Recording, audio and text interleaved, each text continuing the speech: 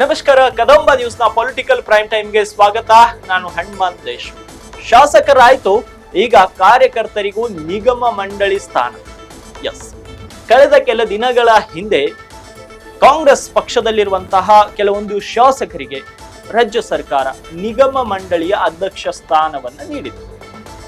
ಯಾರ್ಯಾರಿಗೆ ಮಂತ್ರಿ ಸ್ಥಾನ ಸಿಕ್ಕಿಲ್ವೋ ಅಂಥವ್ರನ್ನ ಮತ್ತು ಯಾರು ಆಕ್ಟಿವ್ ಆಗಿದ್ದಾರೋ ಅಂಥವ್ರನ್ನ ನಿಗಮ ಮಂಡಳಿಯ ಸ್ಥಾನವನ್ನ ನೀಡುವುದರ ಮೂಲಕ ಎಲ್ಲರನ್ನ ಅಚ್ಚರಿಪಡಿಸಿತ್ತು.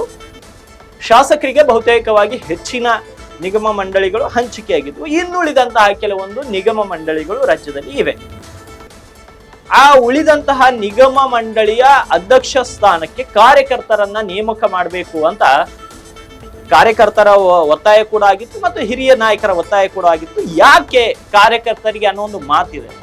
ಯಾಕಂದ್ರೆ ಕೆಲವೇ ತಿಂಗಳುಗಳಲ್ಲಿ ಲೋಕಸಭಾ ಚುನಾವಣೆ ಬರಲಿದೆ. ಈ ಸಂದರ್ಭದಲ್ಲಿ ಬಿಜೆಪಿ ಕೂಡ ಆಪರೇಷನ್ ಕಮಲ ಮಾಡೋಕೆ ಮುಂದಾಗಿದೆ. ಆಪರೇಷನ್ ಅಂತೂ ಸ್ಟಾರ್ಟ್ ಮಾಡಿದೆ. ಈಗಾಗಲೇ ಜಗದೀಶ್ ಶೆಟ್ಟರ್ ಅವರನ್ನ ಮರಳಿ ಗೂಡಿಗೆ ಕರೆಸಿಕೊಂಡಿದೆ. ಅದೇ ರೀತಿ ಅನೇಕ ಜಿಲ್ಲೆಗಳಲ್ಲಿ ಕಾಂಗ್ರೆಸ್ ಪಕ್ಷದಿಂದ ನೊಂದವರಿದ್ದಾರೆ, ಕಾಂಗ್ರೆಸ್ ಪಕ್ಷದಿಂದ ಅನ್ಯಾಯಕ್ಕೊಳಗಾದವರಿದ್ದಾರೆ, ಕಾಂಗ್ರೆಸ್ನಲ್ಲಿ ಸ್ಥಾನಮಾನ ಸಿಗದೆ ಇರೋರು ಬಹಳಷ್ಟು ಜನರಿದ್ದಾರೆ. ಅಂತವರನ್ನ ತನ್ನತ್ತ ಸೆಳೆಯಲು ಬಿಜೆಪಿ ಕೂಡ ಮಾಸ್ಟರ್ ಪ್ಲಾನ್ ಅನ್ನ ಮಾಡ್ಕೊಂಡಿದೆ. ಯಾಕಂದ್ರೆ ಶತಾಯಗತಾಯವಾಗಿ ಎರಡೂ ಪಕ್ಷಗಳಿಗೂ ಈ ಬಾರಿಯ ಲೋಕಸಭಾ ಚುನಾವಣೆ ಬಹಳಷ್ಟು ಪ್ರತಿಷ್ಠೆಯ ಚುನಾವಣೆಯಾಗಿದೆ. ಬಿಜೆಪಿ 3ನೇ ಬಾರಿಗೆ ಗೆಲುವು ಸಾಧಿಸಲಿಕ್ಕೆ ಪ್ರಯತ್ನ ಪಟ್ರೆ, ಕಳೆದ 10 ವರ್ಷದಿಂದ ಕೇಂದ್ರದಲ್ಲಿ ಅಧಿಕಾರವಿಲ್ಲದೆ ಪರದಾಡುತ್ತಿರುವಂತಹ ಕಾಂಗ್ರೆಸ್ ಅಧಿಕಾರಕ್ಕಾಗಿ ಏನಾದ್ರೂ ಮಾಡಿ ಈ ಬಾರಿ ಅಧಿಕಾರಕ್ಕೆ ಬರಬೇಕು ಅಂತ ಹಠ ಮಾಡಿದೆ. ಹಾಗಾಗಿ ಎರಡೂ ಪಕ್ಷಗಳು ಭರ್ಜರಿ ಸಿದ್ಧತೆಯನ್ನು ನಡೆಸ್ತಾ ಇದೆ. ಇದರ ಹಿನ್ನೆಲೆ ರಾಜ್ಯದಲ್ಲಿ ಕೆಲ ದಿನಗಳ ಹಿಂದೆ ಶಾಸಕರು ಆಪರೇಷನ್ ಕಮಲಕ್ಕೆ ತುತ್ತಾಗಬಾರದು, ಯಾವುದೇ ಕಾರಣಕ್ಕೂ ಬಿಜೆಪಿ ಸೇರಬಾರದು ಅಂತ ಕೆಲವೊಂದು ಶಾಸಕರಿಗೆ ನಿಗಮ ಮಂಡಳಿಯ ಸ್ಥಾನವನ್ನು ಕೂಡ ನೀಡಲಾಗಿತ್ತು. ಆದರೆ ಇವಾಗ ಕಾರ್ಯಕರ್ತರಿಗೂ ನೀಡುವಂತಹ ಚಿಂತನೆಯನ್ನ ಮಾಡಿಕೊಂಡಿದ್ದಾರೆ. ಈಗಾಗಲೇ 34 ಶಾಸಕರಿಗೆ ನಿಗಮ ಮಂಡಳಿಯ ಸ್ಥಾನವನ್ನ ನೀಡಿರುವ ಕಾಂಗ್ರೆಸ್ ಪಕ್ಷ ಸಂಘಟನೆಗಾಗಿ ಕಾರ್ಯಕರ್ತರು ನಾಯಕರಿಗೆ ಆದ್ಯತೆ ಕೊಡಲು ಇವಾಗ ಮುಂದಾಗಿದೆ. ಇತ್ತ ಕಾಂಗ್ರೆಸ್ ಹೈಕಮಾಂಡ್ 28 ಲೋಕಸಭಾ ಕ್ಷೇತ್ರಗಳ ಪೈಕಿ 20 ಕ್ಷೇತ್ರಗಳನ್ನ ಗೆಲ್ಲಬೇಕು ಅಂತ ಪ್ಲಾನ್ ಮಾಡ್ಕೊಂಡಿದೆ. ಹಾಗಾಗಿ ಶಾಸಕರನ್ನ ಹಾಗೂ ಕಾರ್ಯಕರ್ತರನ್ನ ಸಮಾಧಾನವಾಗಿ ಎಲ್ಲರೂ ಸಮಾಧಾನದಿಂದಿರಬೇಕು, ಯಾರಲ್ಲಿಯೂ ಕೂಡ ವೈಮನಸ್ಸು ಇರಬಾರದು ಅನ್ನೋ ಒಂದು ಕಾರಣದಿಂದ ನಿಗಮ ಮಂಡಳಿ ಭಾಗ್ಯ ನೀಡಲು ಮುಂದಾಗಿದೆ. 34 ಶಾಸಕರಿಗೆ ಮೊದಲ ಪಟ್ಟಿಯಲ್ಲಿ ನಿಗಮ ಮಂಡಳಿ ಭಾಗ್ಯವನ್ನ ನೀಡಿರುವಂತಹ ಕಾಂಗ್ರೆಸ್ ಎರಡನೇ ಪಟ್ಟಿಯಲ್ಲಿ 34 ಜನ ಕಾರ್ಯಕರ್ತರಿಗೆ ಅವಕಾಶವನ್ನ ಕಲ್ಪಿಸಿಕೊಡುವ ನಿಟ್ಟಿನಲ್ಲಿ ಸಾಕಷ್ಟು ಪ್ರಯತ್ನವನ್ನ ಮಾಡ್ತಾ ಇದೆ. ಮತ್ತು ಮುಖ್ಯಮಂತ್ರಿ ಸಿದ್ದರಾಮಯ್ಯ ಹಾಗೂ ಕೆಪಿಸಿಸಿ ಅಧ್ಯಕ್ಷ ಮತ್ತು ಉಪಮುಖ್ಯಮಂತ್ರಿ ಡಿ.ಕೆ. ಶಿವಕುಮಾರ್ ಸಭೆ ನಡೆಸಿದ್ದು ಯಾರಿಗೆ ಮಣೆ ಹಾಕಬೇಕು ಎನ್ನುವ ಕುರಿತು ಚರ್ಚೆಯನ್ನು ಕೂಡ ನಡೆಸ್ತಾ ಇದ್ದಾರೆ. ಆದರೆ ಕಾರ್ಯಕರ್ತರಲ್ಲಿ ಯಾರ್ಯಾರು ಸಂಭವನೀಯರಿದ್ದಾರೆ, ಯಾವ ಜಿಲ್ಲೆಯಿಂದ ಯಾರಿಗೆ ಕೊಡಬಹುದು ಅನ್ನೋದು ಯಕ್ಷ ಪ್ರಶ್ನೆ ಇರುತ್ತೆ. ಹಾಗಾಗಿ ಯಾವ ಜಿಲ್ಲೆಯಿಂದ ಯಾರಿಗೆ ಸಿಗ್ಬಹುದು ಅಂತ ಒಂದು ಸಂಭವರ ಪಟ್ಟಿಯನ್ನ ಕ್ವಿಕ್ ಆಗಿ ನೋಡುವಂತಹ ಒಂದು ಪ್ರಯತ್ನವನ್ನ ಮಾಡೋಣ. ಮೊದಲನೇದು ಕಾಂತಾ ನಾಯಕ್ ಬಿಜಾಪುರ್ನಿಂದ. ಎಸ್, ಕಾಂತಾ ನಾಯಕ್ ಅವರು ಬಿಜಾಪುರ ಜಿಲ್ಲೆಗೆ ಸೇರಿದವರು. ಬಿಜಾಪುರ ಜಿಲ್ಲೆಯಿಂದ ಅವರಿಗೆ ಅವಕಾಶ ಸಿಗಬಹುದು. ಮುಂಡರ್ಗಿ ನಾಗರಾಜ್ ಬಳ್ಳಾರಿಯಿಂದ ಇವರಿಗೆ ಅವಕಾಶ ಸಿಗಬಹುದು. ವಿನೋದ್ ಎಸ್ ಅಸೋಟಿ ಧಾರವಾಡದಿಂದ ಧಾರವಾಡ ಜಿಲ್ಲೆಗೆ ಸೇರಿದವರು, ಇವರಿಗೂ ಕೂಡ ಅವಕಾಶವನ್ನ ಸಿಗುವಂತಹ ಸಾಧ್ಯತೆಗಳು ಇದೆ. ಅದೇ ರೀತಿ BH ಹರೀಶ್ ಚಿಕ್ಕಮಗಳೂರಿಗೆ ಸೇರಿದವರು. ಅದೇ ರೀತಿ ಡಾಕ್ಟರ್ ಅಶುಮಂತ್ ಚಿಕ್ಕಮಗಳೂರದವರು. ಅದೇ ರೀತಿ JS ಆಂಜನೇಯಲು ಬಳ್ಳಾರಿಗೆ ಸೇರಿದವರು. ಇವರಿಗೆಲ್ಲ ಅವಕಾಶಗಳು ಸಿಗಬಹುದು ಅಂತ ಒಂದು ಪ್ರೆಡಿಕ್ಟ್ ಮಾಡಲಾಗ್ತಾ ಇದೆ.